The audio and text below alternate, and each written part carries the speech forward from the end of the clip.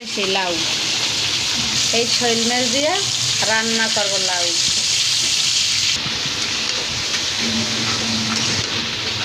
বন্ধুরা আমি লাউটা এখন দিয়ে দিছি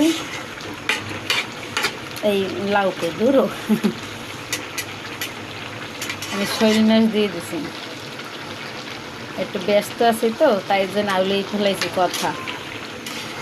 দেখো বন্ধুরা লাউতে কত সুন্দর এখন কালার হয়ে গেছে, দেখছো তোমরা? এত সময় দেখছো তরকারি সাদা ছিল, এখন হলুদ হয়ে গেছে, কত সুন্দর কালার দিয়েছে।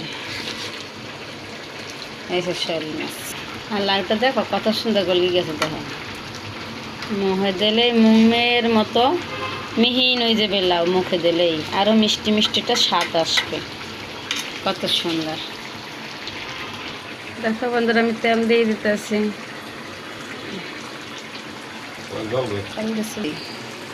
আমি এখন এই ধনিয়া পাতা দিছি, ধনিয়া পাতা।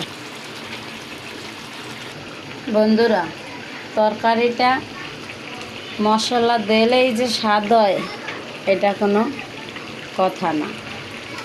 এখন আমি জিরা বাটা দিয়ে দিতেছি।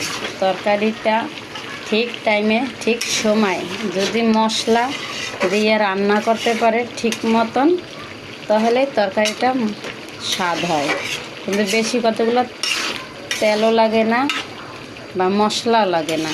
যে অনেকে বলে যে তেল দিলেই স্বাদ হয় না, তেল দিলে স্বাদ হয় না। ঠিক টাইমে ঠিক সময় যদি মশলা দেওয়া যায় তাহলেই স্বাদ লাগে। দেখো আমার লাউটা কত সুন্দর হয়েছে, হয়তো বা লাইটের আলোতে ওরকমের বোঝা যায় না। দেখো